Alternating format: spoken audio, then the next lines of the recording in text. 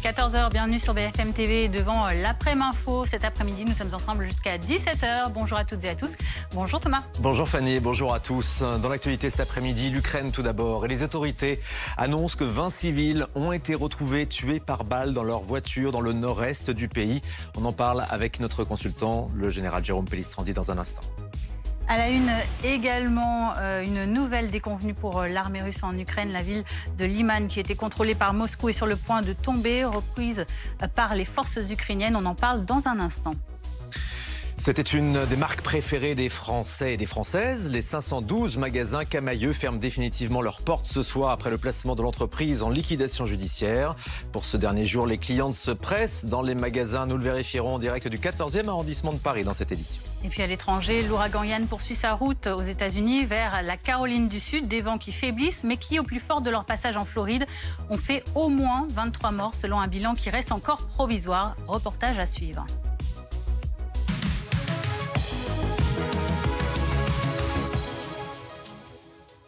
On commence avec la guerre en Ukraine qui fait rage. On apprend cet après-midi qu'au moins 20 civils ont été retrouvés tués par balle dans leur voiture dans le nord-est du pays, près de Kupiansk exactement. C'est en tout cas ce qu'annonce le gouverneur régional. Un convoi de voitures avec des civils abattus à bord a été découverte. Avec nous sur ce plateau, le général Jérôme Pellistrandi. Découverte terrible.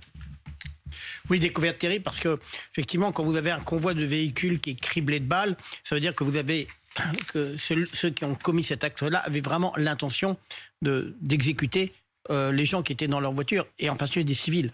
Donc, il va falloir attendre les résultats d'une enquête, en espérant, par exemple, que des équipes internationales vont pouvoir aller documenter ce qui s'est passé.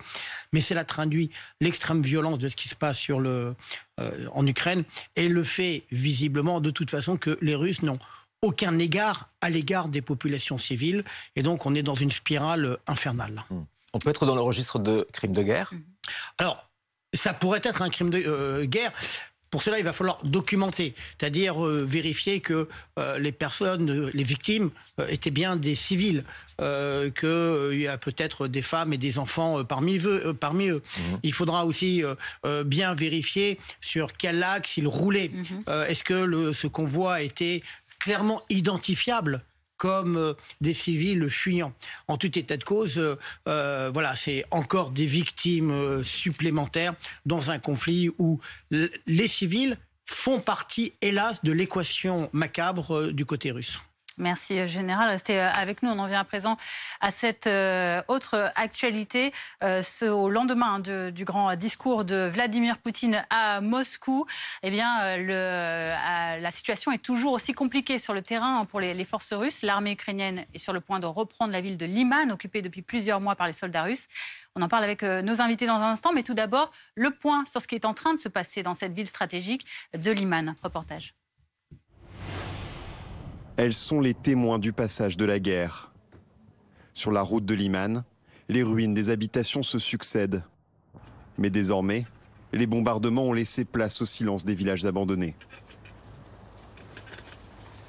Anna fait partie des rares à être restée à l'arrivée des soldats russes. Elle raconte avoir frôlé la mort lors de l'occupation. Une nuit, les Russes ont ouvert le feu dans ma cour. J'étais dans l'embrasure de la porte et j'essayais de la maintenir fermée. Mais un soldat a tiré dessus. Alors j'ai sauté et je suis tombée dans le sous-sol. Il a ouvert la porte et tiré dans l'obscurité. Par chance, il m'a ratée. Depuis plusieurs semaines, l'armée ukrainienne repousse les forces russes dans cette région au nord-est du pays. L'objectif, récupérer la ville de Liman, symbole de l'occupation russe lors des premiers mois du conflit. Pour Volodymyr Zelensky, la contre-offensive porte déjà ses fruits. Nous avons des résultats significatifs dans l'est de notre pays. Il existe déjà suffisamment d'informations publiques à ce sujet. Tout le monde a entendu ce qui se passe à Liman, dans la région de Donetsk. Ces étapes signifient beaucoup pour nous.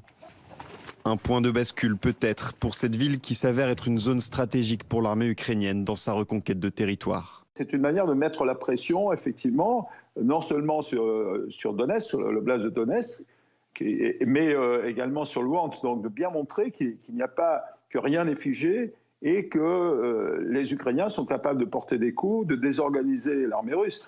Liman est aujourd'hui encerclé par les forces ukrainiennes. Selon leur porte-parole, plus de 5000 soldats russes y seraient encore retranchés.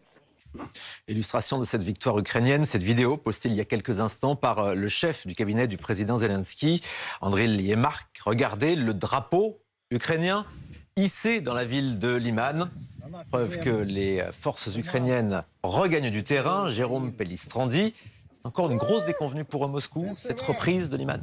Oui, une de plus. Et elle traduit bien cette dynamique offensive qui est maintenant du côté ukrainien. Donc la ville de Liman était un carrefour stratégique, logistique pour les forces russes. La chute de Liman est donc à la fois une victoire pour les forces ukrainiennes, une de plus depuis en fait la fin août, mais c'est donc ça veut dire une défaite tactique supplémentaire pour l'armée russe qui n'arrive visiblement pas du tout à se réorganiser et qui subit donc des coups extrêmement violents de la part des Ukrainiens, alors même qu'on a vu hier tous les discours de Vladimir Poutine. Oui. Donc ça veut dire que pour le moment, en quelque sorte, la balle est dans le camp ukrainien.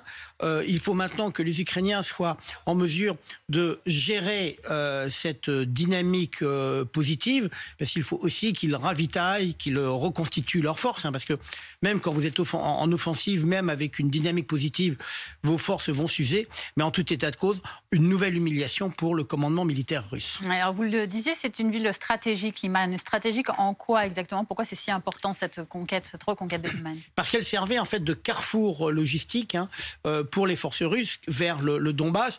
Les Russes utilisent beaucoup le chemin de fer. Il faut rappeler que les élongations, les distances sont très importantes. Donc on utilise le chemin de fer, il faut des points de regroupement et Liman faisait partie donc de ces sites à caractère logistique important pour le soutien des forces russes. Donc la perte de Liman signifie pour les Russes une obligation de se réorganiser, alors même qu'ils sont déjà désorganisés. Merci beaucoup pour cet éclairage. Il y a également du nouveau du côté de la centrale nucléaire de Zaporijjia. L'Ukraine affirme que le directeur de la centrale a été enlevé par les Russes. C'est en tout cas ce qu'annonce le gouvernement ukrainien. L'entreprise chargée de l'exploitation du site affirme de son côté que cet enlèvement compromet la sûreté des activités de ce qui est, on le rappelle, la plus grande centrale nucléaire d'Europe. On est tout de suite en direct par Skype avec Emmanuelle Galichet. Bonjour, vous êtes enseignante-chercheuse en physique nucléaire au CNAM. Est-ce que c'est inquiétant de savoir que cette centrale nucléaire n'a plus de directeur ? Alors oui, c'est effectivement un maillon extrêmement fort dans la chaîne de commandement dans une centrale nucléaire, dans la chaîne d'opération. Donc on enlève la tête finalement de l'organisation, notamment sur l'exploitation des centrales nucléaires. Pour autant, les opérateurs et les équipes sur place, normalement, savent faire leur travail malgré l'absence d'un chef. Ils sont largement, ils ont les compétences pour travailler sans leur chef, mais c'est vrai que ça déstabilise un petit peu l'organisation sur place. Alors une déstabilisation, est-ce qu'on peut dire qu'il y a tout de même un risque de catastrophe nucléaire dans cette centrale nucléaire, qui est quand même la plus importante d'Europe ? Tout à fait. C'est la plus importante d'Europe, et vous avez raison, mais par contre, non, il n'y a aucun risque d'accident nucléaire sur cette centrale.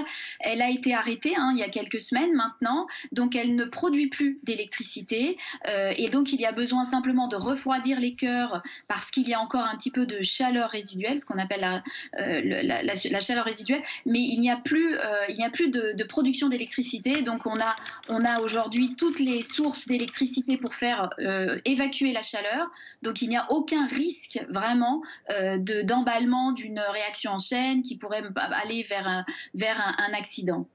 Merci pour toutes ces explications, Emmanuelle Galichet. Je rappelle que vous êtes enseignante chercheuse en physique nucléaire au CNAM. Merci d'avoir été en direct avec nous sur BFM TV.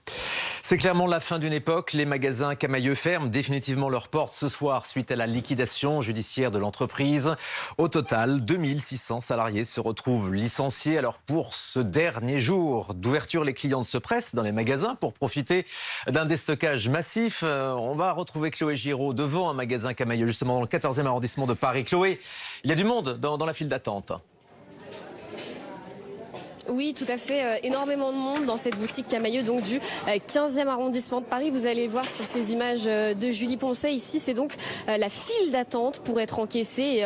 Et, ce matin, nous étions dans un autre magasin de l'arrondissement voisin du 15e arrondissement et le constat était le même. Énormément de monde ici aujourd'hui. Ce qui intéresse les clientes, qu'elles soient des adeptes ou pas d'ailleurs de la chaîne Camaïeu, c'est ces offres de déstockage massifs qui ont été mises en place depuis plusieurs jours. Ici, c'est moins 50% sur tout le magasin et donc ça marche plutôt bien puisque comme vous pouvez le voir sur ces images, eh bien, les rayons sont en train de se vider progressivement. On est avec Colline Denis qui est vendeuse ici dans cette boutique Camaïeu. Bonjour. L'objectif donc aujourd'hui c'est de tout faire disparaître. C'est ça, tout liquider, il faut qu'il n'y ait plus aucun article ce soir. Ça a l'air de plutôt bien marcher. Ça marche, ouais, plutôt pas mal. Les moins 50 c'est très intéressant. Et puis il y a les anciens modèles comme les nouveaux, donc ça plaît à tout le monde. En tant que vendeuse, vous êtes dans quel état d'esprit pour votre dernier jour en tant que vendeuse ici à Camaïeu? Ça va, moi c'est vrai que je me sens plutôt, je suis attristée pour la marque et puis surtout pour mes habitudes, etc. Mais en soi, ça va. Personnellement, ça va, c'est plus pour mes collègues c'est un peu plus compliqué. Merci beaucoup Colline, on vous souhaite bon courage pour cette dernière grosse journée. On rappelle que donc tout ce qui sera vendu au cours de cette liquidation sera reversé aux salariés de Camaïeu. Il reste donc quelques heures pour profiter de ce déstockage. Ici, 18h30, la fermeture du magasin et donc plus de 500 autres magasins qui fermeront définitivement leurs portes aujourd'hui en France. Merci Chloé Giraud en direct de Paris et de ce magasin du 14e arrondissement avec Julie Poncet pour BFM TV. 14h10 sur BFM TV. Cette autre actualité, nouveau rebondissement dans l'affaire Julien Bayou. L'ancien secrétaire national d'Europe Écologie Les Verts a dû démissionner suite à des accusations de violence psychologique contre son ex-compagne. Nos confrères de Libération révèlent que Julien Bayou était en fait surveillé depuis 2019 par un groupe de militantes féministes, parmi lesquelles 3 de ses anciennes compagnes. Maxime Brandstetter est avec nous sur ce plateau du service police-justice de BFM TV. Quelles sont les informations concrètement que nous révèle cet article de Libération? Alors vous l'avez dit, il révèle que depuis environ un an, Julien Bayou était donc surveillé par ce que Libération appelle une cellule qui était composée d'ex-petites amies de Julien Bayou, de féministes et de militantes qui donc, vous l'avez dit, avaient pour but de le faire tomber. Pourquoi? Parce qu'elles considéraient qu'il avait un comportement déviant, malsain envers les femmes et parfois même un comportement de prédateur. Alors cette fameuse cellule, explique Libération, elle est composée en fait de 2 éléments d'après ce qu'on sait. D'abord, un groupe WhatsApp où ces femmes échangent, les ex de Julien Bayou échangent à propos de leurs histoires, de ce qu'elles ont en commun et des dégâts psychologiques que ça a pu leur faire. Et une autre partie qui est en fait presque de l'investigation où, dit l'article, certaines femmes, parmi les plus virulentes, allaient jusqu'à enquêter, contacter d'autres ex de Julien Bayou, etc., pour essayer de recueillir des témoignages et des choses sur lui. Voilà un petit peu ce qui est contenu dans cet article et ce qui était le rôle, en tout cas, de cette cellule, selon l'article de Libération. Les méthodes posent question, Maxime. En quoi ces méthodes posent problème, justement? Eh bien, parce que en l'état, et ça, c'est plusieurs sources qu'on a contactées qui nous disent, en l'état des informations qu'on a, en fait, il n'y a pas de fait répréhensible du point de vue de la justice contre Julien Bayou. Son avocate, Marie Dosé, qui a fait une conférence de presse, le disait. Oui, c'est un homme qui a eu beaucoup d'aventures, beaucoup de relations, mais ça ne fait pas de lui un criminel. Et pourtant, il y a eu des conséquences. Vous l'avez dit au début, il a dû démissionner de son poste de secrétaire national d'Europe Écologie Les Verts. Pour l'instant, il n'y a pas non plus de plainte. Alors, on évoque peut-être des plaintes pour violence psychologique, mais le fait est que pour l'instant, ce n'est pas démontré qu'il n'y en a pas. On sait même que ces femmes qui faisaient partie de cette cellule, elles s'interrogent elles-mêmes sur l'existence de faits répréhensibles. Elles n'ont pas vraiment envie de saisir la justice parce qu'elles ont peur d'un non-lieu, peut-être aussi parce qu'elles ne font pas forcément confiance à la justice. Voilà, tout ça fait qu'on est dans une affaire qui s'est réglée interne au parti et qui, pour l'instant, ne va pas dans le cadre de la justice. Merci à Maxime Brandstetter. On en parle également sous l'angle politique avec vous, Alexis Cuvillier, de notre service politique.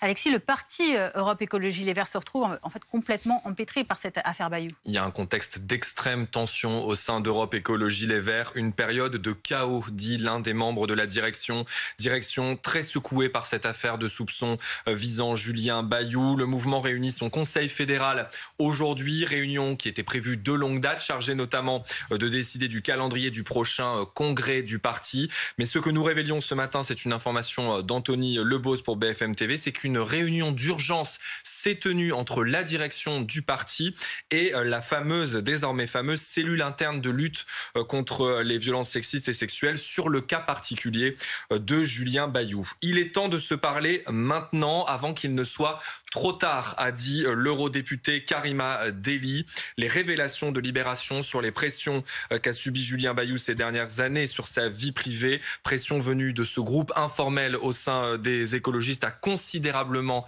accentué le malaise ces dernières heures. L'ancienne candidate à la présidentielle, Eva Joly, parle, elle, d'agissements hors de tout cadre qui desservent la cause qu'ils sont censés faire avancer.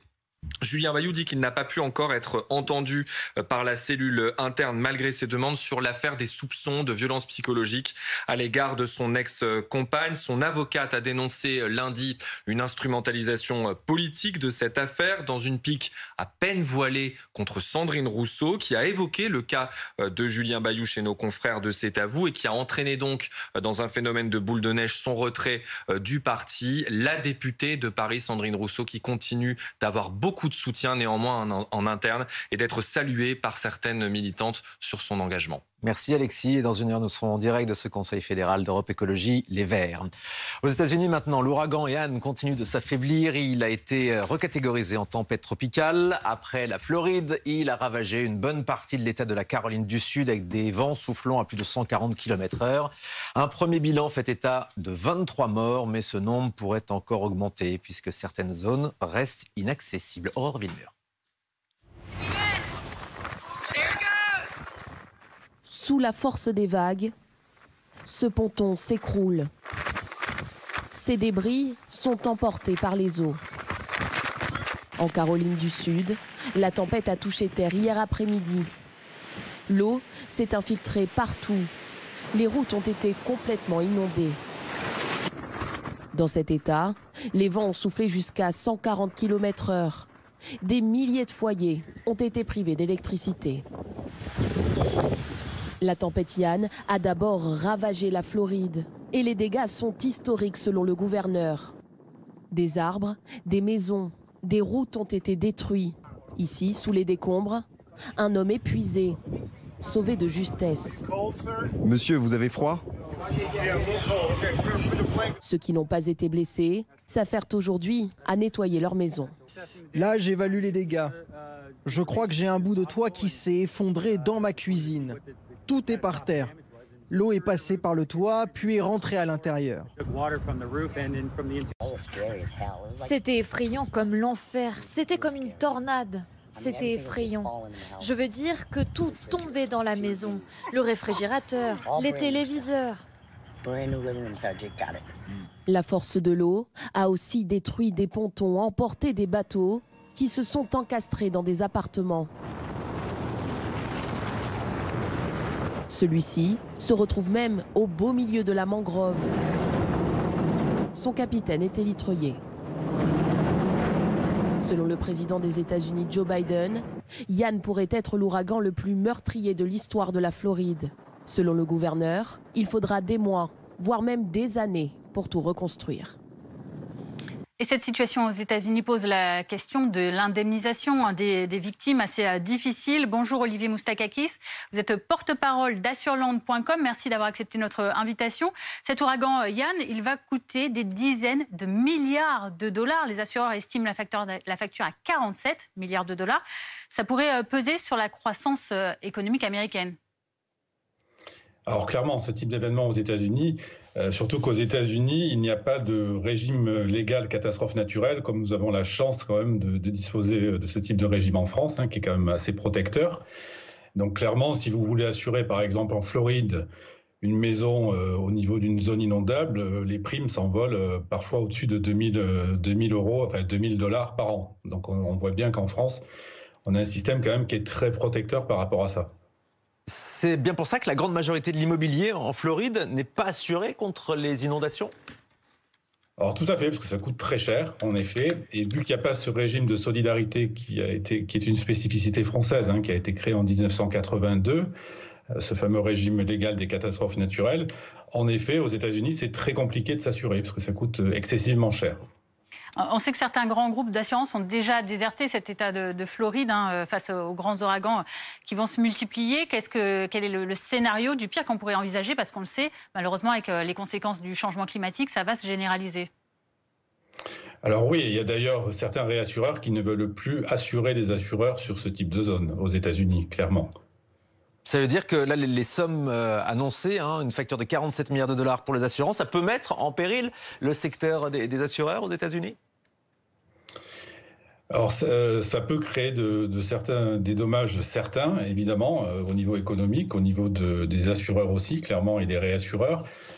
Mais je vous le dis, c'est une situation très particulière aux États-Unis. En France, nous avons un régime qui est protecteur par rapport à ça. Donc il ne faut pas faire, si vous voulez, de parallèle entre les deux.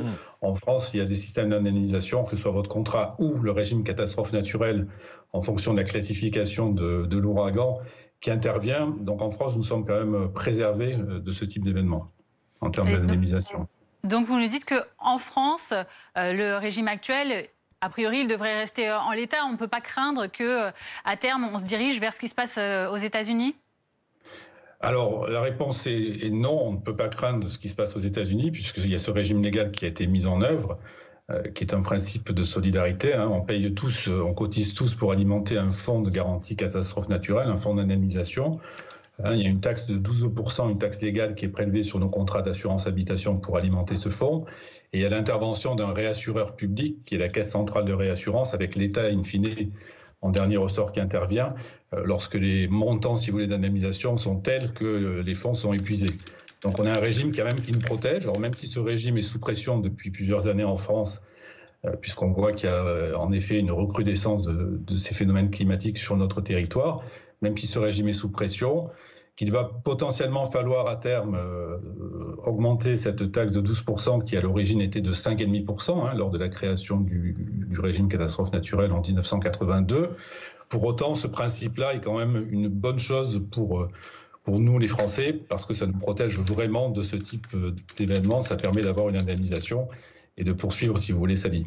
C'est bien compris. Merci pour vos explications. Olivier Moustakakis, porte-parole d'assureland.com. Restez avec nous sur BFM TV cet après-midi. On s'intéresse évidemment à la situation en Ukraine avec cette déconvenue pour l'armée russe qui pourrait intervenir dans les prochaines heures, les prochains jours. La ville de Liman, qui était contrôlée par Moscou depuis plusieurs mois, pourrait prochainement être reprise par les forces ukrainiennes. L'illustration, ce sont ces soldats ukrainiens qui sont en train de hisser le drapeau ukrainien de nouveau à l'entrée de la ville. On y revient dans un instant.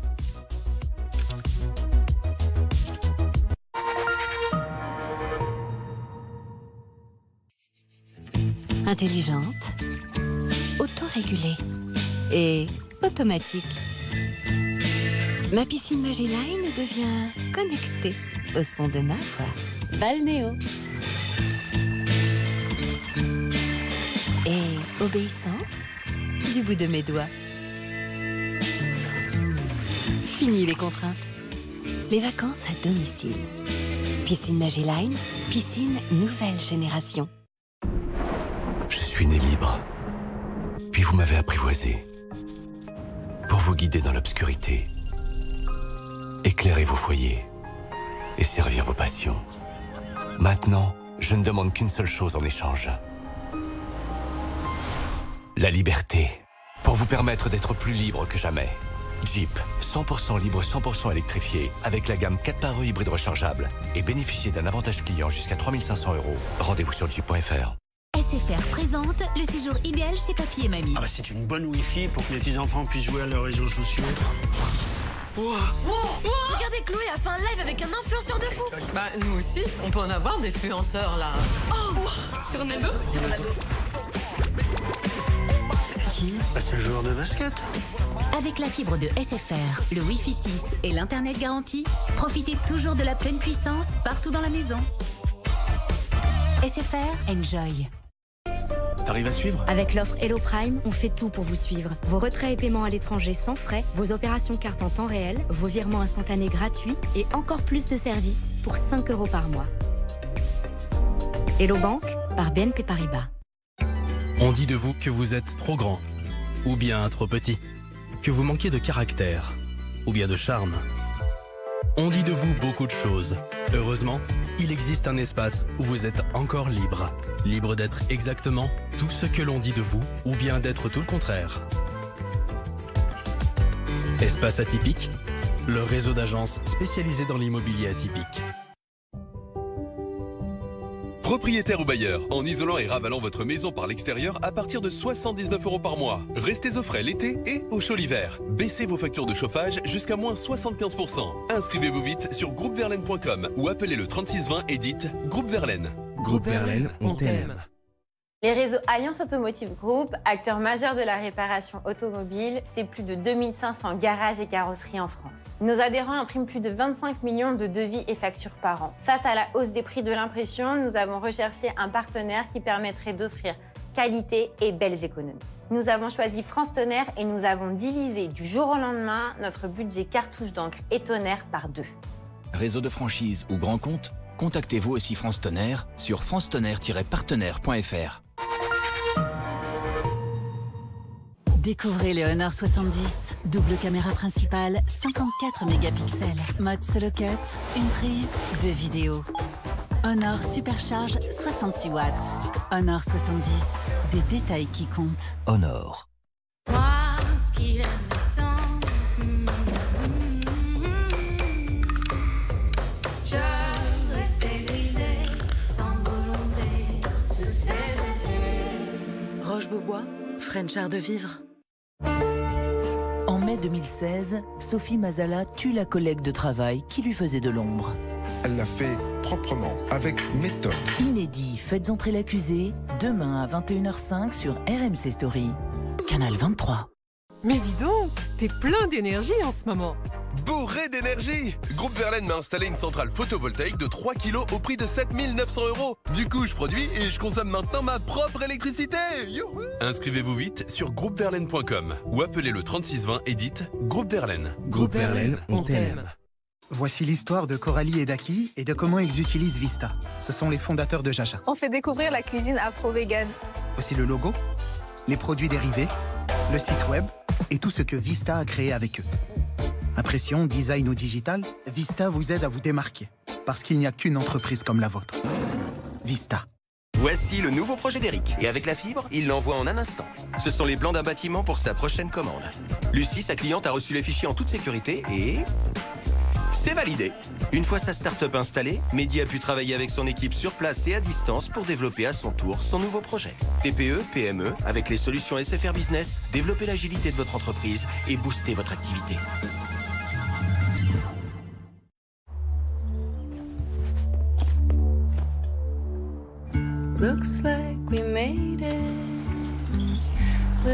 Moins d'émissions de CO2, moins de consommation de carburant. Mais c'est quand même bien de ne pas s'en servir tout le temps. Renault Captur E-Tech Full Hybride, jusqu'à 40% d'économie de carburant. Renault Captur E-Tech Full Hybride Fast Track, encore plus équipé et disponible sous 30 jours. Portes ouvertes du 13 au 17 octobre.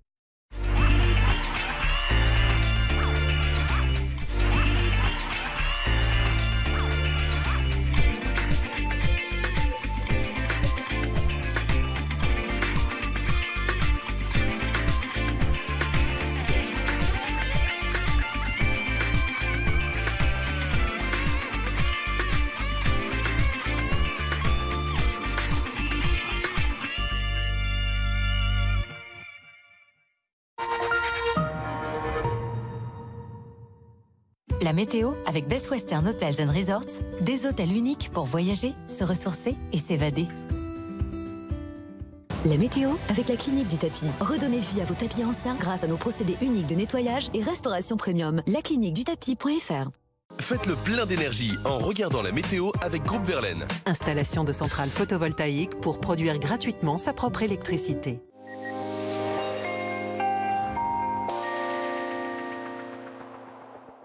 Vos prévisions pour ces prochaines heures après ce samedi pluvieux sur de nombreuses régions en liaison avec un vaste système dépressionnaire qui s'étend entre l'Écosse et l'Islande. Eh bien, on a ces pluies sur les régions de l'Est. Tout cela se décale quand même au fil des heures. Sur l'Est, on conserve encore dans l'après-midi un petit peu d'humidité plus à l'Ouest. Mais la tendance sera quand même à l'amélioration, en tout cas sur les régions centrales demain matin, puisque au nord de la Seine précisément, on sera sous une nouvelle dégradation des nuages et des pluies. Ce sera assez chargé d'une manière générale sur les régions du nord. Plus on ira vers le sud, plus ce sera ensoleillé. Il y aura un petit peu de vent entre Corse et continent. Puis dans l'après-midi, eh bien quasiment pas de changement. On va retrouver ces nuages assez nombreux au nord et ces pluies toujours présentes. Les températures, en revanche, elles nous intéressent pour ces prochaines heures avec des valeurs qui grimpent. Regardez ce qui vous attend au lever du jour. On attend jusqu'à 15 degrés à Paris, une nette hausse, 17 degrés à La Rochelle et 11 degrés sur les régions s'étendant de Toulouse jusqu'à Lyon. Un coup d'œil à votre après-midi. Des températures là aussi qui grimpent sur les régions du sud cette fois-ci et on ira jusqu'à 28 degrés sur le golfe du Lion. Ce sera estival du côté de Montpellier, 24 à Bordeaux, à Grenoble aussi, 21 à Paris et 17 à Lille.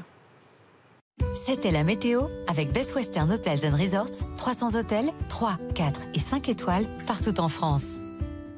C'était la météo avec la clinique du tapis. Redonnez vie à vos tapis anciens grâce à nos procédés uniques de nettoyage et restauration premium. Lacliniquedutapis.fr. C'était la météo avec Groupe Verlaine. Sortez de la précarité énergétique en isolant votre maison par l'extérieur avec Groupe Verlaine. Groupeverlaine.com. 14h30 sur BFM TV à la une de l'actualité, l'Ukraine et les autorités du gouvernement local qui annoncent au moins 20 morts civils retrouvés tués par balle dans leur véhicule dans le nord-est près de Kupiansk. Selon le gouverneur de la région, les occupants russes ont attaqué des civils qui tentaient d'échapper au bombardement. On en discute avec nos invités en plateau dans un instant. Dans une autre zone du pays, les forces russes sont en difficulté. Malgré le grand discours de pseudo-victoire de Vladimir Poutine hier à Moscou, l'armée ukrainienne serait sur le point de reprendre la ville stratégique de Liman. Elle était occupée depuis plusieurs mois par les soldats russes. Règlement de compte, viol en pleine rue face à l'insécurité galopante à Nantes. Une manifestation a lieu cet après-midi dans la ville. Les récents renforts policiers permettront-ils de régler cette situation? Nous retrouverons Antoine Forestier dans le cortège cet après-midi. C'est dans un instant dans ce journal. Et puis les Britanniques sont aussi dans la rue. Des manifestations ont lieu cet après-midi dans tout le Royaume-Uni pour protester contre la vie chère. Manifestations qui s'accompagnent aussi de grandes grèves dans les transports ou à la poste. Mais tout d'abord, la situation en Ukraine où les autorités annoncent qu'au moins 20 civils ont été retrouvés tués par balle dans leur voiture. Ça se situe dans le nord-est du pays, tout près de cette ville de Kupiansk. C'est une annonce du gouverneur régional qui estime par ailleurs que les occupants russes ont attaqué ces civils qui tentaient d'échapper au bombardement. Par ailleurs, l'armée ukrainienne dit avoir encerclé plusieurs milliers de soldats russes qui tiennent Liman, ville stratégique de l'est du pays depuis plusieurs mois. Regardez cette vidéo postée il y a quelques instants par le chef du cabinet du président Zelensky. Elle montre ces images, le drapeau ukrainien à nouveau hissé donc à l'entrée de la ville de Liman. On va rappeler que Liman est un nœud ferroviaire très important dans cette région de Donetsk occupée par les Russes. Elle était au moins en partie cernée par les forces ukrainiennes ces dernières heures, qui cherchent donc à la reprendre. On va en parler avec nos invités sur ce plateau. On accueille Carole Grimaud-Portet. Bonjour, merci d'être avec nous. Et le général Jérôme Pellistrandi. Bonjour. Liman, reprise par les Ukrainiens, ce serait une sacrée déconvenue pour les troupes russes. Une déconvenue de plus, puisque depuis plus d'un mois, les Ukrainiens sont à l'offensive. Ils le sont dans le sud, ils le sont dans l'est, donc au sud de Kharkiv. Et donc la chute de Liman signifierait d'une part une victoire tactique pour les Ukrainiens, parce que cela leur permet de rentrer dans le dispositif russe. Et puis de l'autre côté, une défaite qui pourrait être humiliante, puisqu'il semblerait qu'il y ait plusieurs milliers de soldats russes dans la poche de Liman et qui pourraient donc se retrouver prisonniers, ce qui serait désastreux pour l'image de l'armée russe qui est déjà très affaiblie. Carole Grimaud-Potter, vous êtes professeure de géopolitique de la Russie. Carole Grimaud. Grimaud. Oui. D'accord. Professeure de géopolitique de la Russie à l'université Paul Valéry de Montpellier, à l'EM Lyon Business School. Cette victoire peut être stratégique, le disait le général Pellistrandi. Il faut attendre de voir puisqu'elle n'est pas encore totale. Mais tout de même, c'est aussi un symbole, Liman, pour ces Ukrainiens, puisqu'elle fait partie de cette région de Donetsk qui est l'une des 4 qui ont été annexées et dont Vladimir Poutine se félicitait encore hier. Oui, absolument. Donc ce serait une victoire de plus, je dirais, pour l'armée ukrainienne. Une victoire de plus dans un contexte, on l'a vu hier, ces images de cette cérémonie d'annexion de ces territoires. Effectivement, dans ce contexte-là, on voit qu'il y a une dichotomie entre ce qui se passe sur le terrain et ce qui se passe à Moscou dans les déclarations officielles. On a clairement l'impression d'ailleurs que toutes ces défaites militaires sur le terrain viennent en quelque sorte gâcher toute la propagande de Vladimir Poutine. Écoutez, elle viendra la gâcher, je dirais, lorsque, si jamais les officiels russes annoncent cette défaite, ce qu'ils n'ont pas fait. Rappelons-le, ces territoires qui ont été reconquis par l'Ukraine ne sont pas publiés, on n'en parle pas. Donc on reste dans cette fiction pour justement mettre de côté, pour minimiser ces reconquêtes ukrainiennes. Général Pellistrandi, le porte-parole de l'armée ukrainienne dans l'Est, affirme par ailleurs qu'environ 5 000 à 5 500 Russes seraient retranchés dans et autour de Liman ces derniers jours. Cette contre-offensive, elle met à mal cette démonstration de force que tente vraiment, avec beaucoup de mal, de mettre en place Vladimir Poutine. Oui, elle met à mal et illustre les fragilités de l'armée russe que l'on connaît maintenant depuis plusieurs mois. Mais ce qui est terriblement inquiétant, alors du côté russe, bien sûr, c'est l'accélération des défaites. Ça fait quand même plusieurs semaines que les Ukrainiens bousculent les forces russes et celles-ci, malgré toutes les déclarations véhémentes de la part du haut commandement et de Vladimir Poutine, sont incapables de reprendre la main. Donc voilà, on a une accélération du côté ukrainien, et ce qui veut dire qu'il y a un moment où il va y avoir un choc entre la réalité du terrain et la propagande éhontée du Kremlin qui va devoir répondre de tous ces échecs tactiques, et en particulier si dans les jours à venir, il y a plusieurs centaines, voire plusieurs milliers de soldats russes qui se rendent donc à Liman. Donc il est sûr que pour les Ukrainiens, faire tomber complètement Liman et faire des centaines, voire des milliers de prisonniers serait une victoire majeure dans ce conflit. On a également appris ces dernières heures l'enlèvement du directeur de la centrale nucléaire de Zaporijjia. C'est en tout cas les autorités ukrainiennes qui l'affirment. Vous voyez ici ce tweet. Une centrale nucléaire qui se retrouve donc sans directeur. Il y a clairement un enjeu autour de cette centrale nucléaire de Zaporijjia, on a l'impression. Oui, et depuis plusieurs mois. Il y a même eu cette mission de l'AIEA, l'Agence internationale pour l'énergie atomique, qui est allée voir ce qui se passait. Maintenant, ce qui est compliqué avec la décision qui a été prise hier par Vladimir Poutine, c'est que la centrale, elle est maintenant, entre guillemets, sur un territoire russe. Zaporijjia, exact. Et oui, et donc ça va pas simplifier la situation, parce que c'est un hold-up en quelque sorte, et d'autant plus que la centrale, même si elle ne fonctionne pas pour le moment et même si les réacteurs sont à l'arrêt, elle est censée fournir environ 15% du courant ukrainien. L'arrestation du directeur est un épisode de plus. Cela ne met pas en cause la sécurité de la centrale, dans la mesure où les techniciens ukrainiens maîtrisent l'outil qui est à l'arrêt, mais ça rajoute aux tensions et bien sûr aux contentieux autour de la centrale nucléaire. Carole Grimaud, pour l'instant, les Russes ne confirment pas cet enlèvement ou cette arrestation du directeur. Non, il n'y a pas eu d'annonce de ce côté-là, mais on voit bien là aussi ces deux batailles, ces deux plans différents entre ce qui se passe militairement, donc plus à l'est, et puis cette centrale avec finalement un hold-up. Vous avez raison, Général, on peut parler de hold-up puisque les territoires étant aujourd'hui considérés comme russes par les Russes, ce sont tous les actifs ukrainiens ou russes qui passent dans les mains russes. Donc c'est un hold-up économique, mais aussi qui porte sur l'énergie, bien évidemment. On a vu cette stratégie russe qui avait changé il y a quelques semaines en se concentrant notamment sur l'infrastructure énergétique, c'est-à-dire qu'ils veulent mettre la main, ils veulent contrôler l'énergie de l'Ukraine avant l'hiver. Rappelons-le, on est juste avant l'hiver, donc priver les Ukrainiens d'électricité, de chauffage est une stratégie russe qui, là, on le voit, se met également s'applique également sur un enlèvement, sur l'enlèvement de ce directeur. Hein. Et d'autres infrastructures, d'autres entreprises, notamment les biens d'oligarques ukrainiens à l'Est qui passent là dans les mains russes. Donc c'est un hold-up économique aussi. C'est toutes les richesses ukrainiennes qui sont en train de passer de l'autre côté. Merci Carole Grimaud.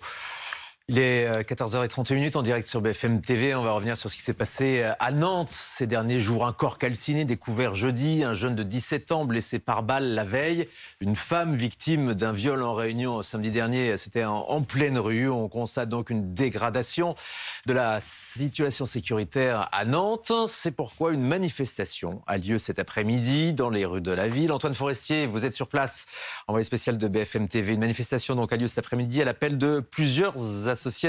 Que réclament les participants? Eh bien, on va poser la question à Guillaume Toutain, qui est à mes côtés, président de l'association Sécurité Nocturne Nantes. Merci de répondre à nos questions. Vous avez monté cette association depuis quand même pas mal de temps. Vous avez décidé de mettre en place cette manifestation. Pourquoi aujourd'hui et quelle est la raison de cette mobilisation? Tout simplement pour dire stop. Stop, en fait, c'est plus vivable. Et pour les riverains, pour les professionnels, pour tout le monde, c'est plus vivable cette situation. Donc il faut que ça s'arrête. Qu'est-ce qui vous a poussé à mettre en place ce rassemblement? C'est les faits divers qui ont eu ces derniers jours ou une situation plus globale cet été notamment? Alors c'est une situation plus globale. Et ces derniers jours ont fait qu'il fallait se mobiliser de toute façon. Mais c'est vrai que malheureusement le rassemblement était décidé avant les derniers faits graves qui sont arrivés. Qui sera présent cet après-midi?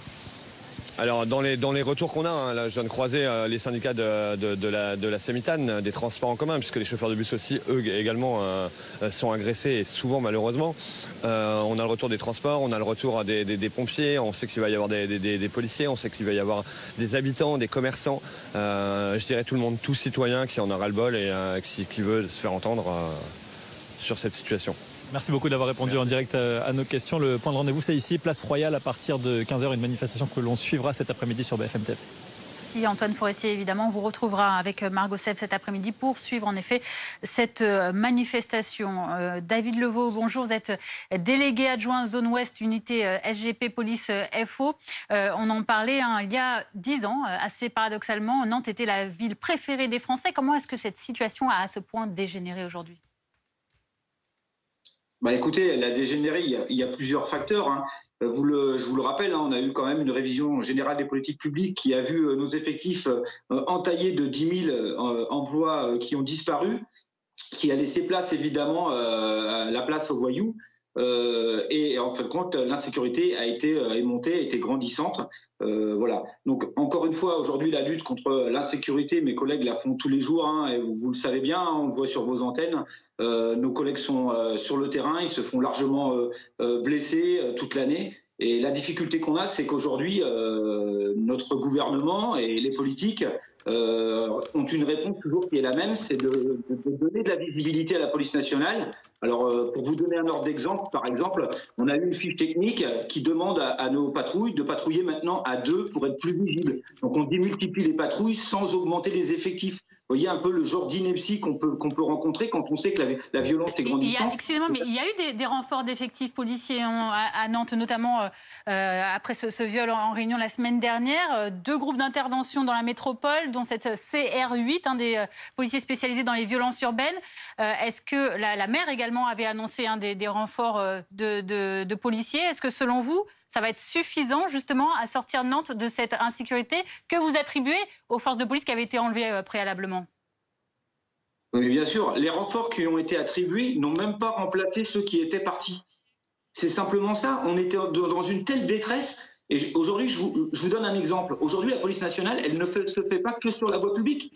Il faut aussi traiter les dossiers. On a les victimes aussi à traiter. On manque 30 OPJ à Nantes, 10 OPJ à Saint-Nazaire pour traiter les affaires. La police nationale, vous pouvez augmenter les effectifs sur le terrain et multiplier les interpellations.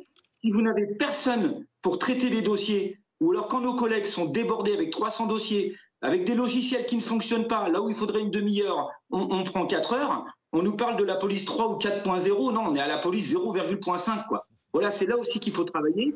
J'en appelle à nos gouvernants et à notre ministre de l'Intérieur. Il faut développer ces outils. Si on veut augmenter la sécurité de nos concitoyens, il faut donner les moyens à la police et à toute la police. Entendu, merci beaucoup David Levaux. Je rappelle que vous êtes délégué adjoint Zone Ouest, unité SGP Police FO pour cette situation à Nantes où une manifestation a lieu cet après-midi. On y reviendra dans nos prochaines éditions. Il était retrouvé grâce à ses communications téléphoniques après un mois de cavale. L'imam Hassan Iqiyoussen, il a été interpellé hier en Belgique, à Mons précisément, puis écroué dans la soirée à Tournai, près de la frontière française. Alors, est-ce qu'il pourrait être remis aux autorités françaises? Le prédicateur le refuse jusqu'à présent. On rappelle qu'il était fiché S, qu'il faisait l'objet d'un mandat d'arrêt européen et que toute cette affaire fait suite à une mesure d'expulsion demandée fin juillet par Gérald Darmanin, puis confirmée par le Conseil d'État fin août. Le ministre de l'Intérieur qui a d'ailleurs réagi en Guyane, où il est actuellement en déplacement. D'abord, je me réjouis que M. Iqiyoussen soit interpellé aujourd'hui par les services belges, que je remercie très sincèrement de notre coopération, une coopération judiciaire, M. le garde des Sceaux, mais une coopération de la police judiciaire entre nos services. C'est au nom de ce mandat européen, de cet article 40 et de ce mandat européen, M. Iqiyoussen, désormais, est sous la même justice belge, en lien avec la magistrature française. On verra ce que décidera la justice belge et la justice française à la fin de ces procédures judiciaires, et à la fin seulement, et ça c'est le droit, il y aura une procédure administrative, et M. Iqiyoussen sera mis en centre d'orientation administrative et expulsé. Alexis Cuvillier du service politique est avec nous de nouveau. Fin du mauvais feuilleton pour le ministre de l'Intérieur. On sait que ces tweets très rapides après ce début du dossier Iqiyoussen avaient beaucoup fait réagir cet été. Oui, c'est une victoire symbolique pour Gérald Darmanin qui s'était en effet beaucoup impliqué dans ce dossier cet été. Un été où tout au long de la période des grandes vacances, il avait été en pointe sur différents dossiers, Gérald Darmanin. C'est lui qui avait annoncé le 28 juillet dernier l'expulsion de ce prédicateur fiché S. La difficulté, évidemment, vous l'avez rappelé, c'est qu'ensuite, l'imam Iqiyoussen s'était révélé introuvable. C'était devenu un sujet d'attaque facile, j'allais dire, pour les oppositions, notamment du côté du Rassemblement national, tandis que certains, au sein de la NUPES, notamment Manuel Bompard, ou du côté même des militants des droits de l'homme, avaient pointé cette expulsion d'un point de vue du respect de l'état de droit. L'expulsion avait ensuite été suspendue par la justice française qui avait mis Gérald Darmanin dans une situation un peu complexe, qui avait là aussi à l'époque alimenté un procès en impuissance de l'État, notamment formulé par la droite. Et puis finalement, fin août déjà, le Conseil d'État, la plus haute instance administrative, avait donné raison au ministre, le ministre qui avait alors évoqué une grande victoire pour la République. Il faut poser une limite à cette victoire symbolique, c'est que, vous l'avez dit, la suite des événements maintenant peut prendre un petit peu de temps et que la procédure de remise à la France de l'imam pourrait s'étendre sur plusieurs semaines. L'autre limite, c'est que Gérald Darmanin a essayé, sans que les affaires soient liées, a essayé de faire monter dès la rentrée un texte de loi, dès les prochaines semaines, sur l'immigration pour rendre beaucoup plus difficile, pour encadrer beaucoup plus les procédures de recours pour les personnes qui sont de nationalité étrangère et qui commettent des délits, pour faciliter les expulsions. Et ce texte, on sait qu'au cœur de l'été, il a été mis sur pause par l'exécutif, Emmanuel Macron et Elisabeth Borne. Gérald Darmanin avait visiblement perdu un arbitrage, le temps d'une concertation avec les oppositions. Cela devrait débuter dans les prochaines semaines. Ce sera important de voir si le ministre de l'Intérieur arrive à faire passer le texte comme il l'avait imaginé au départ. Merci Alexis Cuvillier. On traverse la Manche à présent où les grèves et les manifestations contre la vie chère reprennent. À Londres, le mot d'ordre est neuf. Et des neufs, trop c'est trop, avec cette inflation record, près de 10%, l'explosion des prix de l'énergie.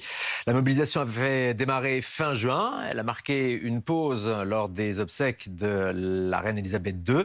On va retrouver Laura Calmus à Londres en direct avec ces manifestations, Laura, et aussi des grandes grèves dans tout le pays.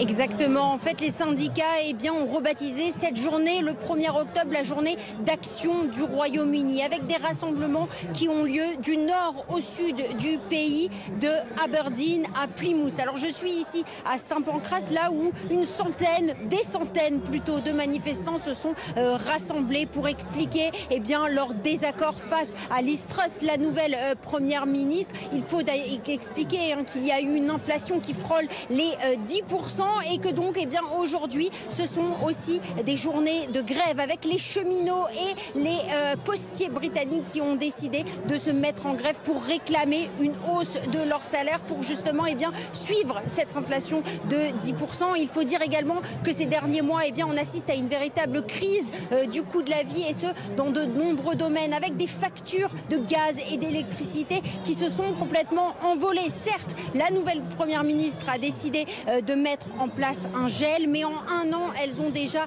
doublé. Alors pour les Britanniques, c'est trop. Des manifestants qui d'ailleurs ont décidé aujourd'hui de brûler leurs factures de gaz et d'électricité en signe de protestation, d'autant plus que Liz Truss, la première ministre, a publié la semaine dernière un budget dans lequel elle baissait les impôts des plus riches, un budget qui a évidemment provoqué la colère de nombreux Britanniques. Merci beaucoup Laura Calmus pour ces précisions donc, sur ces grèves, sur ces manifestations au Royaume-Uni. Bonjour Christian Roudeau, vous êtes journaliste, écrivain et ancien correspondant en Angleterre. Ces mouvements de grève qui se multiplient, qui durent également dans le temps, c'est très inédit au Royaume-Uni. Oui, c'est inédit. Alors c'est pas totalement inhabituel, mais il faut remonter un peu plus loin dans l'histoire. On pense à la fronde contre la poll tax, un impôt perçu comme très injuste, la poll tax de Margaret Thatcher en 1989-1990. On peut aussi parler dans les années, au milieu des années 70, ou plutôt la fin des années 70, de l'hiver de mécontentement, comme on l'avait dit, Winter of Discontent, et qui avait d'ailleurs provoqué la chute des travaillistes. Donc on craint d'ailleurs une répétition de cet hiver du mécontentement, parce qu'effectivement, il y a un climat très tendu, une première ministre qui n'a pas réussi à imprimer et qui a commis une grosse maladresse en présentant son mini-budget qui était perçu comme étant très favorable aux personnes les plus aisées. Donc effectivement, c'est pas dans la mentalité britannique de descendre aussi facilement dans la rue. Contrairement, les Britanniques se comparent souvent à nous comme étant des Gaulois réfractaires, selon la fameuse expression. Donc il y a peut-être moins de docilité de notre point de vue, mais les Britanniques, au bout d'un moment, quand on pousse un peu loin le bouchon, si vous me permettez cette expression, au bout d'un moment, ils réagissent. Et là, peut-être que cette maladresse du mini-budget, plus une inflation à 10%, plus des factures d'énergie qui flambent, effectivement, là, on a un cocktail pour avoir un fameux hiver de mécontentement et peut-être on reparlera de cette expression qui avait cours dans les années 70 de la Grande-Bretagne comme l'homme malade de l'Europe. Christian Roudeau, très brièvement, parce qu'il nous reste très peu de temps avant la fin de cette page, la nouvelle première ministre Liz Truss arrive en poste dans une période perturbée. Elle ajoute de l'huile sur le feu avec cette annonce d'un plan budgétaire extrêmement coûteux qui a fait paniquer d'ailleurs les marchés financiers cette semaine. De quoi il s'agit et pourquoi ça la met en difficulté ? Disons qu'il y a une bonne nouvelle qui est effectivement de faire en sorte de réduire l'impact de la flambée énergétique, mais surtout ce qui a été très mal perçu, c'est ces 60 milliards, ces 45 milliards de livres sterling qui avantagent au niveau fiscal les plus aisés et même, je dirais, cherry on the cake, comme on dit en Grande-Bretagne, le fait que les bonus des banquiers seront plus défiscalisés qu'ils ne l'étaient à présent. Donc ça, c'est quand même un message paradoxal envoyé, et le fait qu'on ne sait pas où les économies seront faites. Donc c'est le risque d'un endettement, d'une spirale d'endettement qui inquiète beaucoup les marchés. Merci Christian Roudeau. On va passer maintenant à la météo, le temps de votre week-end. La météo avec Best Western Hotels & Resorts, des hôtels uniques pour voyager, se ressourcer et s'évader. La météo avec la clinique du tapis. Redonnez vie à vos tapis anciens grâce à nos procédés uniques de nettoyage et restauration premium. lacliniquedutapis.fr. Faites le plein d'énergie en regardant la météo avec Groupe Verlaine. Installation de centrales photovoltaïques pour produire gratuitement sa propre électricité.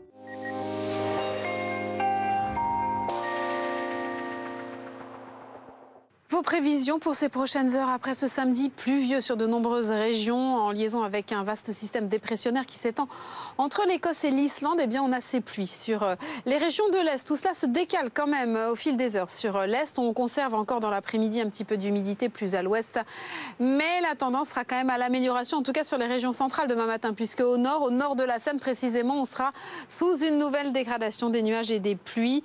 Ce sera assez chargé d'une manière générale sur les régions du nord. Plus on ira vers le sud, sud, plus ce sera ensoleillé. Il y aura un petit peu de vent entre Corse et continent. Puis dans l'après-midi, eh bien, quasiment pas de changement. On va retrouver ces nuages assez nombreux au nord et ces pluies toujours présentes. Les températures, en revanche, elles nous intéressent pour ces prochaines heures avec des valeurs qui grimpent. Regardez ce qui vous attend au lever du jour. On attend jusqu'à 15 degrés à Paris, une nette hausse, 17 degrés à La Rochelle et 11 degrés sur les régions s'étendant de Toulouse jusqu'à Lyon. Un coup d'œil à votre après-midi. Des températures là aussi qui grimpent sur les régions du sud cette fois-ci et on ira jusqu'à 28 degrés.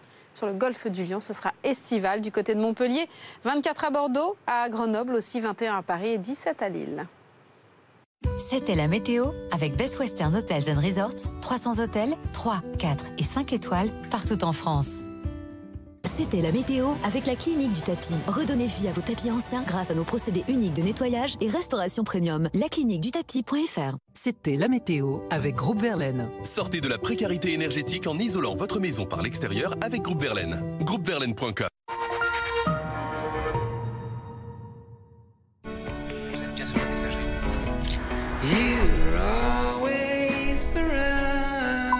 Vous êtes bien sur la messagerie.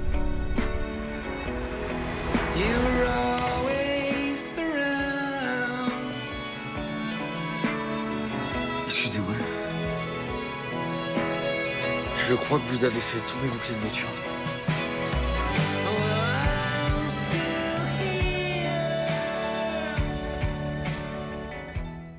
Le but de mon travail à moi, c'est d'apporter des solutions à mon sociétaire. Monsieur Rivaud, vous m'entendez bien ? Notre rôle, c'est de mettre notre sociétaire au cœur de tout. C'est de retrouver une vraie relation humaine. Et être à leur écoute. Être là en cas de sinistre et être présent. C'est ce qui fait notre force aujourd'hui. Mutuelle de Poitiers Assurance, votre assureur vous connaît et pour vous, ça change tout. Découvrez le Honor 70. Double caméra principale, 54 mégapixels. Mode solo cut, une prise, 2 vidéos. Honor Supercharge, 66 watts. Honor 70, des détails qui comptent. Honor. Tout ce qui ressource, tout ce qui détend, tout ce qui rassemble. Réservé, hébergement, forfait, matériel de ski, travel ski, tout ce qui compte. Qui peut concurrencer MAF Pro? Pour protéger notre famille comme notre commerce, nous qui sommes pros. On préfère MAF Pro. MAF Pro, c'est 93% de clients satisfaits de leur conseiller pro. C'est rassurant. Je préfère la MAF. Biogarant présente Contre le cancer on fait équipe.fr, le site de conseil personnalisé pour pratiquer une activité physique adaptée, mieux s'alimenter pendant son traitement et être attentif à son bien-être mental. Contre le cancer on fait équipe.fr, le site conçu avec des professionnels pour mieux faire face à la maladie. Biogarant, chaque jour agir pour la santé. Propriétaire ou bailleur, en isolant et ravalant votre maison par l'extérieur à partir de 79 € par mois. Restez au frais l'été et au chaud l'hiver. Baissez vos factures de chauffage jusqu'à moins 75%. Inscrivez-vous vite sur groupeverlaine.com ou appelez le 3620 et dites Groupe Verlaine. Groupe Verlaine, on t'aime. On dit de vous que vous êtes trop grand, ou bien trop petit, que vous manquez de caractère, ou bien de charme. On dit de vous beaucoup de choses. Heureusement, il existe un espace où vous êtes encore libre. Libre d'être exactement tout ce que l'on dit de vous, ou bien d'être tout le contraire. Espace Atypique, le réseau d'agences spécialisées dans l'immobilier atypique. Voici le nouveau projet d'Eric. Et avec la fibre, il l'envoie en un instant. Ce sont les plans d'un bâtiment pour sa prochaine commande. Lucie, sa cliente, a reçu les fichiers en toute sécurité et... c'est validé. Une fois sa start-up installée, Mehdi a pu travailler avec son équipe sur place et à distance pour développer à son tour son nouveau projet. TPE, PME, avec les solutions SFR Business, développez l'agilité de votre entreprise et boostez votre activité.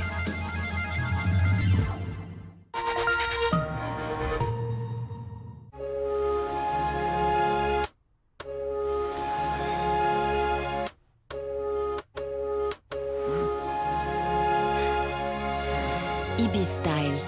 Toujours le même confort, jamais le même style. Bonjour, je suis votre algorithme. Je sais à quelle fréquence vous faites du sport, le plat que vous allez commander. Je connais même votre prochaine envie. Non, j'en doute. Nouvelle Alfa Romeo Tonale hybride. Live unpredictably. Pourquoi attendre demain un monde plus responsable quand on peut agir dès aujourd'hui ? En 2 ans, 41 000 voitures assurées Maïf ont été réparées avec des pièces recyclées. Choisir Maïf, c'est choisir une assurance auto plus responsable. Maïf, assureur militant. Une croisière? On n'est pas Crésus, nous. Mais ils n'ont peut-être jamais voyagé avec Costa.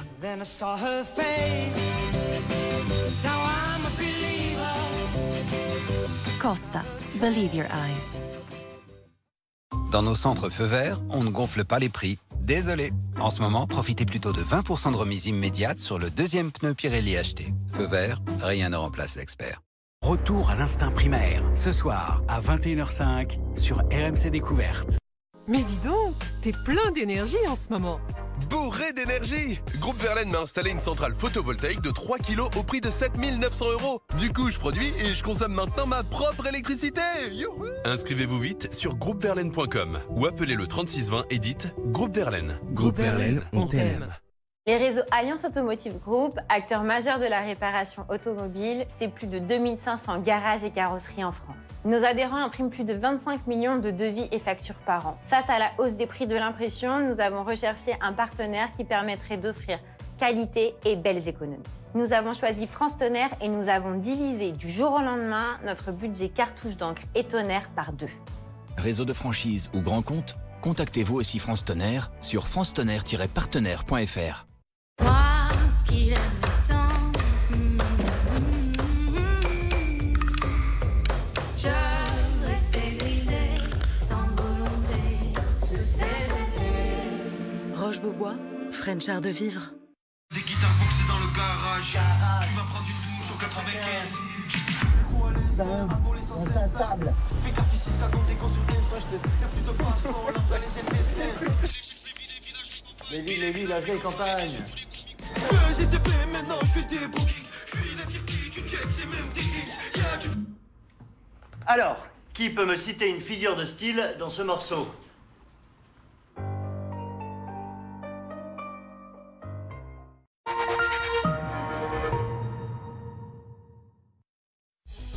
Merci de nous retrouver sur BFM TV, il est 15h. La situation en Ukraine cet après-midi. Les autorités annoncent qu'au moins 20 civils ont été tués par balles dans leur voiture dans le nord-est du pays, près de Kupiansk.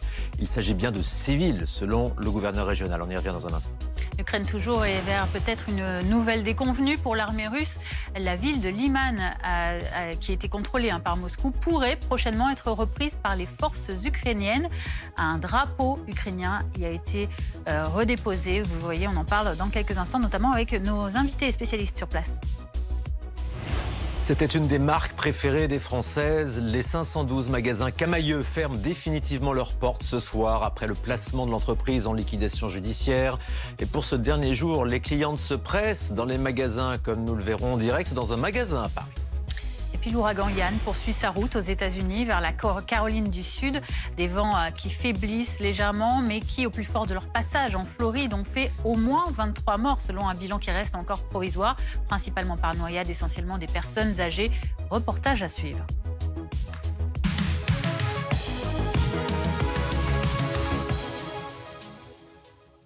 Cette première info dans la guerre en Ukraine, cet après-midi, au lendemain du grand discours de Vladimir Poutine à Moscou, on apprend que 20 civils ont été retrouvés tués par balles dans leur voiture dans le nord-est de l'Ukraine, près de Kupiansk précisément. C'est ce qu'annonce le gouverneur régional, qui précise que ces civils tentaient d'échapper visiblement à un bombardement. Et puis, on vous le disait en titre, il y a également cette vidéo qui a été postée cet après-midi par le chef du cabinet du président Zelensky, Andriy Yermak.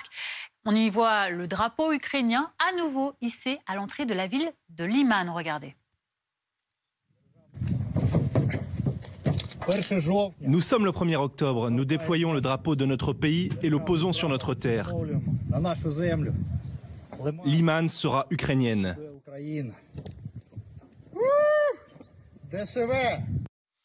L'armée ukrainienne est donc sur le point de reprendre la ville de Liman. Elle était occupée depuis plusieurs mois par les soldats russes.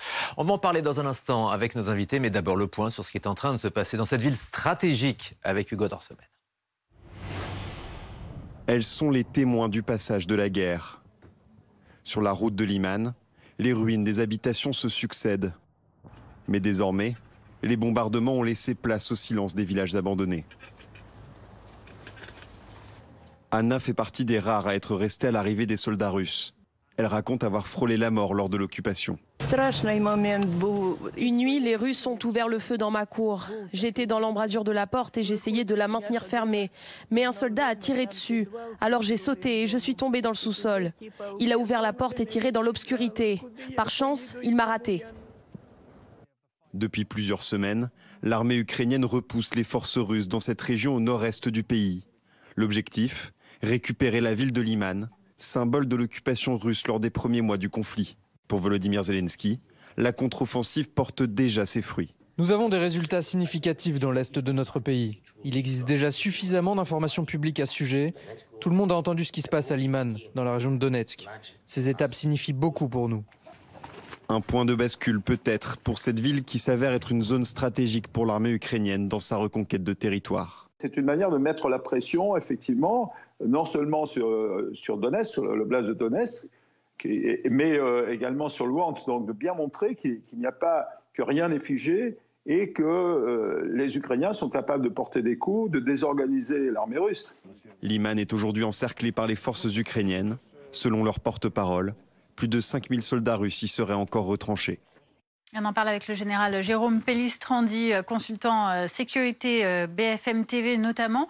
La reprise de cette ville, Liman, par les forces ukrainiennes, ce serait encore une grosse déconvenue pour Moscou. Ce n'est pas encore totalement repris, on le précise quand même, mais c'est en bonne voie. Oui, ce serait une nouvelle déconvenue pour Moscou. Alors, il faut rester prudent parce que là, le drapeau ukrainien est déployé à l'entrée de la ville. En quelque sorte, il faudra voir quand est-ce que le drapeau ukrainien sera déployé au centre-ville. On en est encore loin, c'est pas... Voilà. Mais en tout état de cause, pour les Russes, c'est un coup dur puisque Liman était un carrefour logistique, stratégique qui permettait d'alimenter donc le front du côté russe. Et la perte de Liman, si elle est confirmée, serait à nouveau un coup dur pour l'armée russe. Et donc, une nouvelle humiliation pour une armée qui se révèle depuis plusieurs semaines incapable de gagner la guerre et qui en fait se retrouve en situation défensive par rapport à des forces ukrainiennes qui, elles, désormais attaquent sur tous les fronts et reconquièrent une partie du territoire ukrainien. Également avec nous sur ce plateau, Carole Grimaud-Potter, vous êtes professeur de géopolitique de la Russie à l'université Paul Valéry de Montpellier. Malgré ces déconvenues, ça n'a pas empêché hier soir, on l'a vu, Vladimir Poutine, de faire un discours de pseudo-victoire. Oui, ce qui se passe sur le terrain est complètement déconnecté finalement de ce qui se passe, de ce qui s'est passé en tout cas à Moscou hier. On a vu ces images donc de fête pour le gouvernement russe qui a entériné ces référendums que l'on a vus. C'est cette déconnexion entre ce qui se passe finalement sur le terrain et ce qui se passe au Kremlin, au niveau des décisionnaires. Et puis on peut comprendre que les nationalisations des territoires qui seraient passés russes, cette nationalisation pourrait aussi se poursuivre sur cette centrale nucléaire de Zaporizhzhia. Et on voit clairement cette déconnexion-là. Maintenant, pour revenir à Liman, la ville de Liman serait la première ville, après les annonces du référendum hier, la première ville à repasser sous le giron ukrainien. Donc on est là dans fait partie de cette région de Donetsk, qui est l'une des 4 régions annexées. Tout à fait. Donc là, ça serait la première défaite après ces annonces d'hier. Donc vous voyez, pour l'instant, c'est évidemment, on attend de voir cette offensive-là. Mais pour le gouvernement russe, cela serait une sérieuse humiliation, certainement plus cinglante que celle précédemment. Jérôme Pellistrandi, est-ce que justement le discours de Vladimir Poutine, qui se voulait grandiose hier, est-ce que les déconvenues sur le terrain, est-ce que tout ça ne fait pas que renforcer la détermination justement de la résistance ukrainienne? Oui, depuis, on va dire, pratiquement la fin du mois de mars, lorsque les Ukrainiens ont gagné la bataille de Kiev, ils ont su qu'ils étaient en mesure de pouvoir résister. Non seulement ils sont en mesure de pouvoir résister, là, mais ils sont même en mesure de contre-attaquer. Ce qui change complètement la donne. C'est-à-dire que désormais, c'est la Russie qui est en situation défensive. Elle n'est pas parvenue à conquérir la totalité des régions soi-disant annexées hier. Vous voyez, là où il y a marqué Donetsk et Zaporijia, il y a une grande partie de ces régions qui sont toujours sous contrôle ukrainien. Donc, c'est pas maintenant que Kiev va dire, suite au discours de Vladimir Poutine, on va vous céder ces territoires. Bien au contraire, ils ne peuvent que aller de l'avant face aux provocations multiples de Vladimir Poutine. Et on le voit sur cette carte, vous le disiez, il y a donc cette autre zone de Zaporijia. On parle de cette centrale nucléaire de Zaporijia, la plus grande d'Europe, puisque l'Ukraine a affirmé aujourd'hui que le directeur de cette centrale avait été enlevé par les Russes. C'est le gouvernement ukrainien qui l'affirme. L'entreprise chargée de l'exploitation du site affirme que cet enlèvement compromet la sûreté des activités de cette centrale nucléaire. Est-ce que, Carole Grimaud, c'est inquiétant de savoir cette centrale nucléaire sans directeur à présent? On sait qu'il y a toujours 2, je crois, responsables de l'AIEA qui sont sur place, mais tout de même plus de directeur. Oui, plus de directeur pour contrôler 7000 personnes qui travaillent sur le site. Donc effectivement, c'est important. Donc cet enlèvement qui a été signalé marque aussi la volonté de la Russie depuis le début de prendre le contrôle de cette centrale qui approvisionne environ 15 à 20% d'électricité pour l'Ukraine. Donc dans cette stratégie du contrôle énergétique, cette centrale fait partie du territoire annexé par la Russie et on voit immédiatement après les annonces, donc si cet enlèvement s'inscrit dans cette volonté-là, on voit que la Russie poursuit sa volonté de contrôler le secteur énergétique de l'Ukraine. Donc c'est d'un côté, d'un côté les combats et de l'autre finalement cette mainmise sur les capacités, sur les richesses de l'Ukraine. Donc deux choses qui se font en 2 temps, mais parallèlement. Général Pellistrandi, cet enlèvement, là on en est sûr, c'est un coup des Russes. Oui, d'après les témoignages, bien sûr, ça ne peut être la Russie n'a pas encore confirmé. Oui, mais ça ne peut être que les Russes, puisque la centrale est dans un territoire contrôlé par les Russes, et que les Russes sont présents physiquement au sein de la centrale, qui est dans une ville qui s'appelle Energodar. C'est une ville d'environ 11 000 habitants, enfin avant le déclenchement de la guerre, où vivent quasiment les ingénieurs, les techniciens, les ouvriers de la centrale. Donc il était extrêmement facile pour les Russes d'arrêter le directeur de la centrale. Maintenant, la question est de savoir qu'est-ce qu'ils veulent en faire, sous quel prétexte ils l'ont arrêté. En tout cas, cela ne peut qu'accentuer les tensions, bien sûr, ne serait-ce qu'au sein des équipes ukrainienne travaillant dans la centrale nucléaire. Merci Général Pellistrandi, merci Carole Grimaud. On se retrouve dans notre journal de 15h30 pour en reparler évidemment. À 15h10, on en vient à cette autre actualité, la fin d'une époque pour beaucoup de ses habitués. Les magasins Camaïeu ferment en effet définitivement leurs portes ce soir. Après une liquidation judiciaire de l'entreprise, au total ce sont 2600 salariés qui se retrouvent licenciés. Et pour ce dernier jour d'ouverture, les clients se pressent dans les magasins pour profiter d'un déstockage massif. Chloé Giraud, vous êtes dans un magasin Camaïeu du 14e arrondissement de Paris et il y a du monde. Oui, beaucoup de monde dans cette boutique du 14e arrondissement de Paris. Vous le disiez, vous allez le voir sur ces images de Julie Poncet. Il y a des files d'attente particulièrement longues pour être encaissées. Et nous étions dans un autre magasin ce matin qui se situait, lui, dans le 15e arrondissement. Et le constat était le même. Beaucoup de monde. Ce que nous disent les clientes, qu'elles soient des habituées ou pas de la chaîne de prêt-à-porter Camaïeu, c'est qu'elles sont venues pour la plupart profiter de ces offres de déstockage massif. Ici, c'est moins 50% sur tout le magasin et ça marche plutôt bien puisque, comme vous pouvez le voir, les rayons commencent à se vider petit à petit. On est avec Marie. Bonjour. Pourquoi vous êtes venue ici aujourd'hui? Pourquoi je suis venue ici? Parce que déjà j'habite en face, donc c'est pas très compliqué, parce que j'ai la carte Camaïeu. Je ne suis pas une grande cliente de Camaïeu quand même.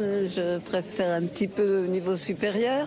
Mais bon, ça me fait aussi un petit peu de peine de voir tout ça, de savoir ce qui se passe, de voir que l'économie est de plus en plus compliquée, que le textile fonctionne de moins en moins parce que je ne suis plus très jeune, parce que je pense que les jeunes ont de graves difficultés économiques, qu'elles en auront de plus en plus de toute façon, que la vie va être de plus en plus compliquée. Et parce qu'il y a des bonnes affaires à faire aussi quand même aujourd'hui. Alors profitons aussi des bonnes affaires, parce que j'ai l'impression que c'est 50%. Enfin, j'ai reçu un mail ce matin, donc voilà, je suis venue voir, mais je ne pensais pas qu'il y aurait autant de monde. En effet, il y a beaucoup de monde. Merci beaucoup Marie, on vous laisse regarder justement à ces bonnes affaires. Donc ici jusqu'à 18h30 pour profiter de ce déstockage massif. Et donc ce seront plus de 500 boutiques Camaïeu qui fermeront leurs portes ce soir.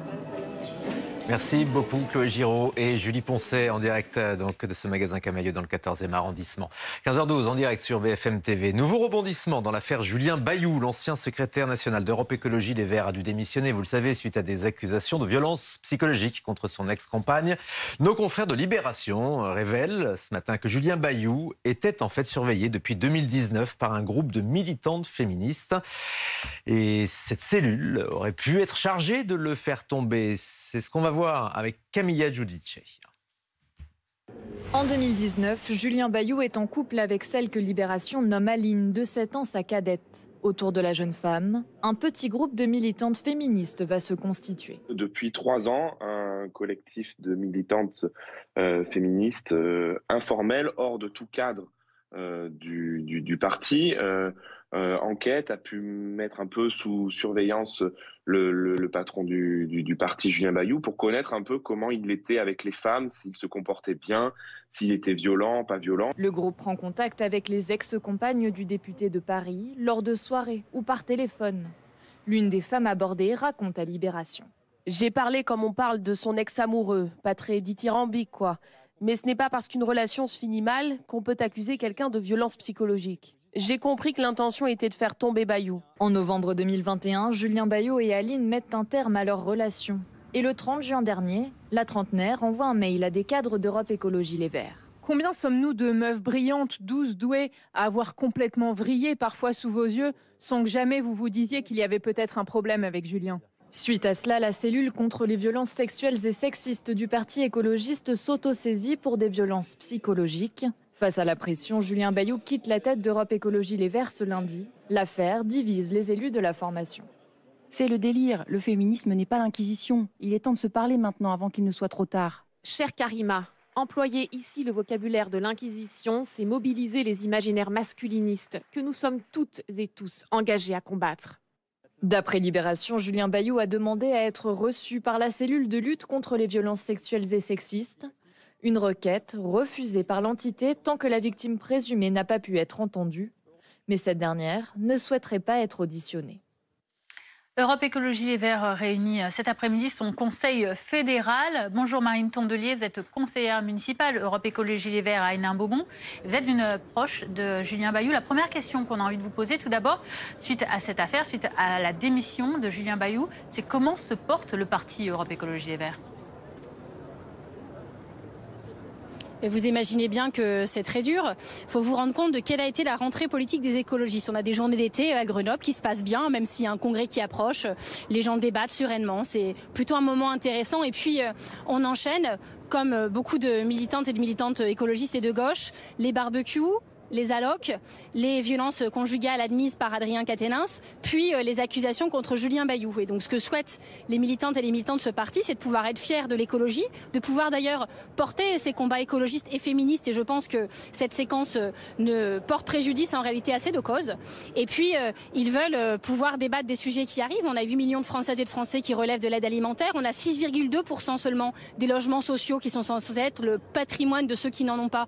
6,2% seulement d'entre eux sont isolés et donc on va propulser dans la précarité énergétique en fait des personnes qu'on était censé protéger. Cette crise énergétique du coup qui arrive va être aussi une crise sociale, la réforme des retraites, les énergies renouvelables, c'est ça dont on a envie de parler. Il y a un ras-le-bol militant que je partage de ne pas pouvoir parler de ces sujets parce qu'une affaire intime, une affaire difficile qui génère beaucoup de souffrance et qui aurait dû pour être traitée avec tout le respect et la décence que cette affaire mérite est en fait exposée au vu des médias et que le débat ne se passe plus au sein de la cellule. Votre parti se retrouve empêtré dans cette affaire Bayou. Cette affaire, elle vous embête énormément en ce moment, plus audible pour rien. Et d'ailleurs, quand on lit l'article de Libération ce matin quand même, on s'interroge sur les méthodes de la cellule interne d'Europe Écologie Les Verts sur ces violences sexuelles. Marine Tondelier, elle va être maintenue, cette cellule ? Et cette cellule a été créée en 2018 pour faire suite à l'affaire Baupin. On est l'un des premiers partis politiques qui l'avons créée, puisque chez nous, les femmes parlent et ce sont des sujets qu'on ne met pas sous le tapis. Que cette cellule fonctionne parfaitement, ça n'est sûrement pas le cas et ça ne le sera pas tout de suite.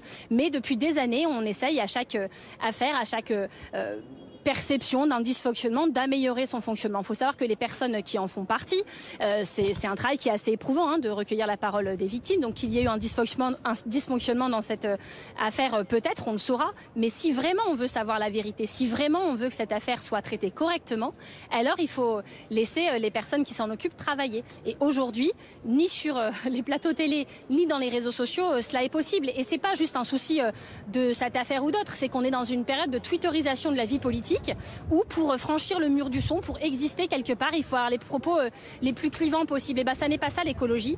L'écologie, c'est fédérer, c'est rassembler, c'est rendre fiers les militants et c'est aussi pouvoir parler des sujets pour lesquels on se mobilise, de l'environnement, des questions sociales, de féminisme. Et je ne pense pas que depuis quelques jours, l'exposition médiatique de ce dossier nous aide à défendre ces causes. Marine Tourandely, vous parliez justement de ces tweets. Est-ce que vous visez forcément Sandrine Rousseau? Est-ce que vous pensez que cette affaire a été instrumentalisée politiquement, concrètement, que quelqu'un veut faire tomber Julien Bayou? Mais vous voyez exactement pourquoi je ne peux pas répondre à ce genre de questions. J'entends à longueur de journée des gens qui savent, qui croient savoir, qui emploient beaucoup de conditionnels. Et quand on ne sait pas, moi je sais ce que Julien Bayou a raconté de cette affaire au bureau exécutif en juillet, au moment de la tentative de suicide de son ex-compagne, au moment du signalement que son ex-compagne fait à cette cellule. Mais je sais que je ne sais pas tout, évidemment. Et donc tant que je ne sais pas tout, tant que cette affaire n'est pas parfaitement instruite, alors je ne commande pas cette affaire, ni les commentaires de commentaires oui, enfin, que vous relayez. ne savez je pas, pense mais que vous si pouvez avoir chacune et des chacun d'entre intuitions. nous faisait ça, on n'en serait peut-être pas là. Oui, vous ne savez pas, on Oui, vous mais je suis pas entend, là mais pour vous présupposer avez les sans doute... intuitions, je les garde pour moi si vous voulez. C'est un peu de la responsabilité politique. Et C'est de la c'est notre responsabilité politique de garder vous poser ces ses questions. intuitions pour soi quand on ne sait pas. Merci Marine Tourandely, conseillère Eh ben, vous les municipale posez Europe et Écologie j'y Les réponds. Verts. Merci d'avoir répondu à nos questions cet après-midi sur l'antenne de BFM TV. Dans l'actualité, alors que de grandes manifestations se préparent dans le pays, au Royaume-Uni, la première ministre britannique continue, elle, de défendre un budget basé sur l'emprunt pour financer des baisses d'impôts massives. Liz Truss qui espérait de cette façon relancer l'économie. Mais pour le moment, c'est le contraire qui est en train de se passer. Sa politique a jeté un froid sur les marchés financiers. Dominique Marie. Est-ce les premiers signes d'un vent de panique? Des files d'attente qui s'allongent devant les agents de change. Le cours de la monnaie britannique peine à résister à la crise accentuée par les choix budgétaires de la première ministre, Liz Truss, qui multiplie depuis les interviews pour justifier ses choix, sans infléchir sa position. Il faut s'imaginer quelle aurait été la situation de ce pays si nous n'avions pas agi. Nos concitoyens doivent faire face à des factures énergétiques de plus de 6 800 €. On a une inflation galopante et une croissance en baisse. Mais comment financer ces aides alors que le gouvernement promet en même temps les plus importantes baisses d'impôts depuis 50 ans? Les marchés financiers ont répondu par la défiance et l'opposition par la colère. Nous avons un gouvernement qui a perdu le contrôle de l'économie. Et pour quel effet au juste? Pour réduire les impôts de ceux qui gagnent des centaines de milliers d'euros. Et maintenant, des milliers de personnes dans le pays sont en difficulté pour payer leur crédit immobilier, sans parler de l'inflation. Suprême humiliation pour le gouvernement britannique. Même le FMI, le Fonds monétaire international, a suggéré qu'il revoie sa position. Quant à la Banque d'Angleterre, elle a dû intervenir sur les marchés pour limiter la casse. Quand vous déstabilisez l'économie britannique avec un tel changement du coût de l'emprunt, vous faites beaucoup de dégâts. On parle des emprunts immobiliers, et pas seulement du fait que vous allez payer plus, mais aussi de la capacité même des ménages à emprunter. Liz Truss a fait un pari qui apparaît de plus en plus difficile à tenir. Même dans son camp, on commence à douter de sa capacité à gérer la situation. Aux États-Unis maintenant, l'ouragan Ian continue de s'affaiblir. Il a d'ailleurs été recatégorisé en tempête tropicale. Après la Floride, il a ravagé toute une partie de la Caroline du Sud. Un premier bilan fait état de 23 morts, mais ce nombre pourrait encore augmenter. En Floride, les habitants de Fort Myers découvrent les dégâts. Reportage de notre envoyé spécial, Antoine Lard. Il retrouve sa maison ravagée par l'ouragan. Regardez, l'eau est montée jusqu'ici. De l'eau jusqu'au plafond qui a tout emporté sur son passage. Ça, c'était ma chambre. Et ça n'est pas tout. Dans son jardin, voici ce que Brian a découvert. Un bateau qui a écrasé sa voiture. C'est la vie, moi j'adore vivre ici et c'est le meilleur endroit et j'espère revenir. Dans ce lotissement, partout les mêmes dégâts. Ron, lui, se trouvait sur son bateau quand il a été emporté par une vague. Vous voyez les arbres au fond, mon bateau était là-haut. Il a atterri dans les arbres, 200 mètres plus loin. J'ai jamais vu une chose pareille. Il y avait des vents à plus de 200 km/h et ça soufflait pendant des heures. Je suis heureux d'en être sorti vivant. Il est encore trop tôt pour faire un bilan définitif, mais les dégâts pourraient atteindre 47 milliards de dollars, du jamais vu pour un ouragan en Floride. Il y a aussi l'impact psychologique. Bob nous montre les dégâts dans son quartier. La maison de sa voisine a été pulvérisée. Quand je vois ces destructions, je suis dévasté. Beaucoup de sinistrés envisagent désormais de quitter la Floride pour refaire leur vie ailleurs. Restez avec nous sur BFM TV. Dans un instant, nous reviendrons sur cette contre-offensive à Liman en Ukraine. L'armée ukrainienne qui dit avoir encerclé plusieurs milliers de soldats russes qui tiennent la ville. Et vous le voyez à l'entrée de Liman, cette vidéo postée par le chef de cabinet du président Zelensky qui montre le drapeau ukrainien de nouveau hissé. Les détails, les explications dans un instant. À tout de suite.